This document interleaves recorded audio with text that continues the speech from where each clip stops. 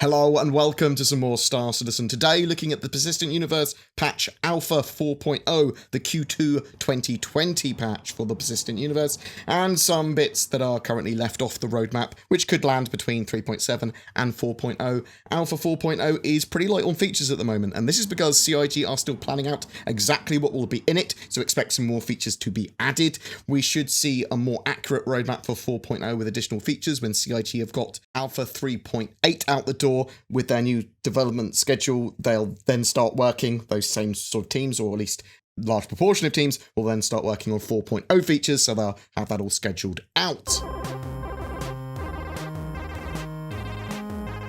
So on the roadmap currently for Alpha 4.0 is the Planet Crusader updates, so it's no longer a placeholder. This involves the implementation of gas giant tech that will be then used to make out lots more gas giants in the game eventually, as well as they're going to be adding points of interest to that planet, locations including the Hero Landing Zone, Horizon. This is a floating city at high altitude where the air is breathable. It's a lattice of buildings, gardens, shipyards, shops, and breathtaking views.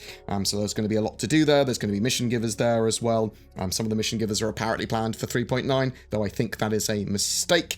I think they'll almost all be sitting in 4.0. There are more AI updates, some of them allowing for atmospheric combat from AI ships, so they're going to be able to navigate in atmosphere of planets and moons and use concepts from the new flight model and hover mode and lift and drag and all that sort of stuff to actually be able to fight correctly and move around correctly there, and they're going to be able to navigate the terrain and objects and mountains and buildings and other ships there. They are also adding to the FPS combat behaviors for the AI, so they're going to be able to use a much more wide variety of weapons and engage with them appropriately based on their group size, a player's group size. NPCs are going to have different levels of combat training based on who they are, what faction they belong to, and they're going to have different skill sets for specific areas or situations or the cover, and they'll be able to just engage players more appropriately based on their gear and loadouts that they have. They are improving the player status systems,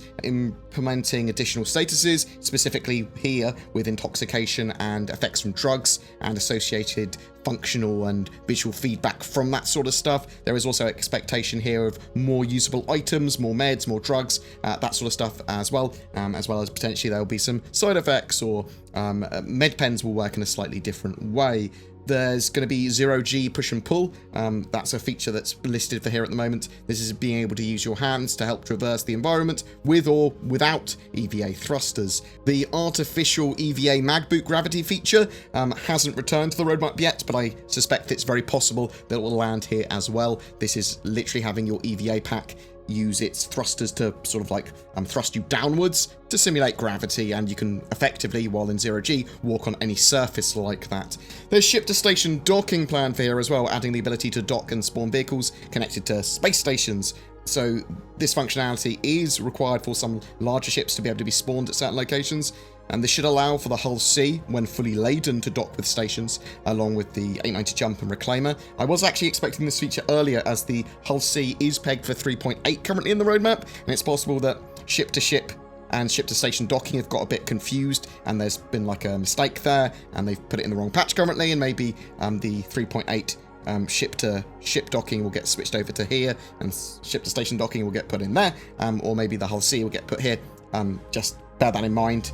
Oddly, the Crusader Hercules is also in this patch. This is the mighty vehicle carrier, or Starlifter, that has three variants, the C2, M2, and A2. We don't know what actually variants are going to be getting here. It could be all of them, it could just be the C2, it could be whatever they need for Squadron 42, which might be the M2. I did say, oddly, that the Crusader Hercules was here in this patch, and the reason I say that is because the Mercury Star Runner, as far as I was aware, was actually going to be made before that Hercules, and then the Hercules made after, so it's possible that that's been rescheduled or changed. It could also be that the Mercury is going to come before and they've got it planned already, it just hasn't been shown in the roadmap. So please tell me what you think in the comments below. A totally new feature is the NPC Scheduler. So the NPC Scheduler is meant to or Scheduler is meant to add and remove NPCs to the game, dynamically spawning them into and out based on NPC archetypes, determining the maximum number of NPCs in a given area based on a ratio of players in the area and server performance. The probability of those NPC archetypes in particular zones are based on the economy and subsumption and what's going on in the game, and this sort of like adds to the dynamic mission system and the dynamic economy. NPCs will need to spawn in a spawn locker for every landing zone, spawning in a hidden location that is impassable by a player, such as an invisible barrier, or more likely an air shield or turnstile that cannot be used by players, at least at this stage. They might get some better ways of spawning NPCs in the future, or just have them sort of like existing and being spawned in habs and hangars and things like that, and coming out of there. Shield systems replacement tech is actually getting fully implemented at some point. Currently, this appears to be for 4.0. This allows shields to use the new sign distance field tech, which is dynamic, form-fitting, and visually better. As well as improving sort of like performance for collision and that sort of stuff at the same time. We've actually had some of the background work to that tech already being put into game and being worked on as well. We have the much needed server to client actor rework here as well now. This is going to be able to better communicate actor states from the server down to clients, improving the positioning and movement of other players and NPCs on your client with improved dead reckoning and helping to reduce perceived lag in instances of rubber banding. It's obviously essential for a MMO or multiplayer game to have this at quite a high state so that we don't see people jittering around everywhere, whether they be NPCs or other players. There are obviously a huge amount of other features needed for Star Citizen that are not currently on the roadmap, and I wanted to talk about those features that are likely going to be falling in the PU between now and the end of 2020, or at least to 4.0. Physicalized Inventories were watered down for 3.7 to be the personal commodity inventory system, but fully physicalized inventories should be evolving from that feature in the near future. Physicalized components and subcomponents have also seen work by CIG for a while now. It's core to the game. Subcomponents allow you to purchase modules and customize ship systems with those modules. So the idea is that you have like a shield generator or a power generator, you buy some little modules based on the type of shield or power generator or whatever it is. It's got a certain amount of slots, and then you can put little extra components in there which will have some effects to that system. Maybe they give it more shield generator health for the component. Maybe they make it more durable. Maybe they literally give you quicker shield recharge, but typically they will have downsides as well as upsides potentially, so bear that in mind. It also might be part of the repair mechanic, being able to replace some of these subcomponents, or subcomponents might be the things that get damaged first. Maybe you're able to do some repairs by hand. Physicalized components is literally having all of your ship's components physicalized on your ship and be individually accessible, destroyable, and affect all the other systems on board. You'll be able to pull them out of cupboards, as I said, fiddle around with the subcomponents, but also potentially repair them by hand. It's very possible that at the same time that hand repair feature will be in. It's being worked on, I know that, but I don't know anything more than that. More over to this, there's also a physical damage system that they've been working on. They're making use of the physics engine to create a system that looks pretty good and behaves realistically when ships get rammed by other ships and knock into other locations or bits and planets and mountains and asteroids or whatever. And when ships break up, they break up appropriately. This is going to make space combat and vehicle combat look a lot cooler, I suppose. They also want to have systems where armor is taken into direct account, and there's a piercing system where it works out where your sort of like projectiles have hit. Have you, when you've gone through the hull, has it just passed through the hull and not hit anything? Have you damaged a system? All that sort of stuff. Land claim gameplay was actually originally planned to be in at the end of 2018, but then reschedulings occurred. So I think it's a reasonably sort of like high feature on the backlog of stuff to be completed once more Squadron 42 features are done. Sort of bear that in mind. We know that CIG are working on server-side object container streaming with full persistence, which should allow for less, if not no more resets. That is currently roughly planned for the end of 2019 and 3.8, but CIG have even said that that might very well get pushed to 2020. Again, this then allows for a static server meshing, which CIG want to get in by the end of 2020, they've said. With some ships and vehicles, CIG typically like to get more vehicles than just one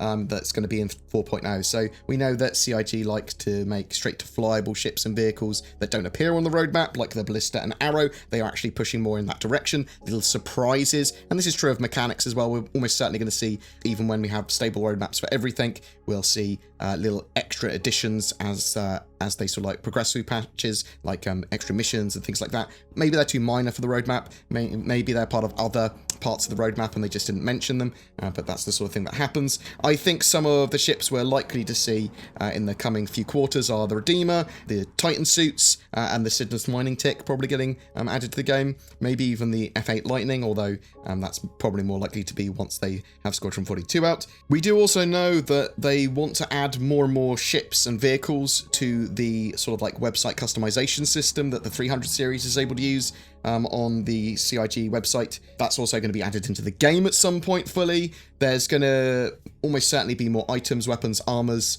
weapon customization, clothing, commodities, and even potentially more multi-tool attachments, all added from patch to patch as well, that aren't currently being shown. There's a huge amount of subsumption stuff as well, I suppose. We're going to have lots of evolution with the economy and missions. We should see a more dynamic economy. Missions should start to get more variety, and events and points of interest added to them, and should be more affected by what's happening in game and players' rep. General AI features are expected at some point, with AI companions and wingmen. Having NPCs accompany you on missions should be a thing at some point. They're going to keep on evolving the lore system and phase out the armistice zones, the green zones, at some point as well. Port Olisar's being replaced with I believe a cargo station and the new station tech.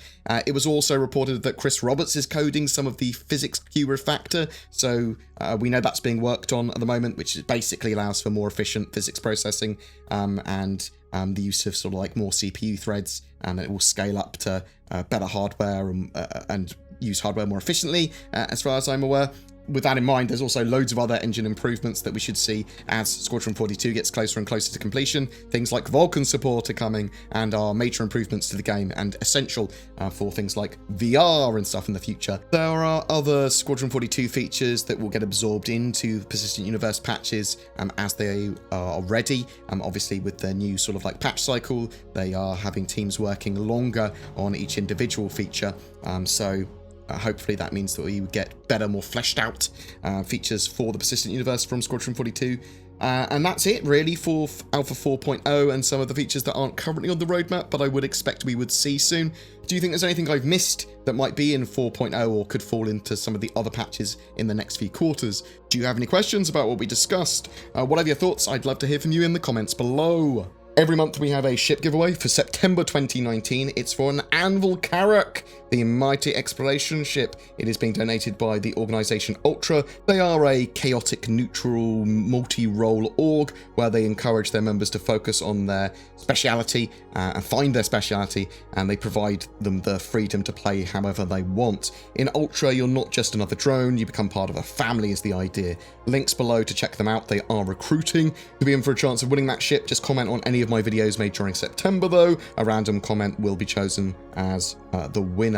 More details below. I am also shilling for NordVPN and Shadow gaming PCs, so use the code BoredGamer for discounts there. NordVPN, in a world of censorship and privacy issues, VPNs allow you to browse the net and play games in more safety. NordVPN has many benefits over free VPNs, and that's why I shill for it. Some of you also might be interested in Shadow cloud gaming stuff. This allows you an alternative to sort of like buying and maintaining your own gaming PC. You can stream a custom Windows 10 environment to devices like your phone, a laptop, or a crappier, lesser PC, and bam, it's fantastically powerful, and it's maintained and hardware is regularly updated for you. It's a fantastic service, Shadow. Cloud gaming certainly has quite a big future ahead of it. If you'd like to further support my channel, please consider subscribing, sharing this video, ringing the YouTube bell so you get notifications when a video goes live. This is a channel that is funded by the community via donations, Patreon members, YouTube members, and anyone else that wants to get involved with comments and helping. Thank you to everyone that goes the extra mile. Take care, and I will see you in the verse.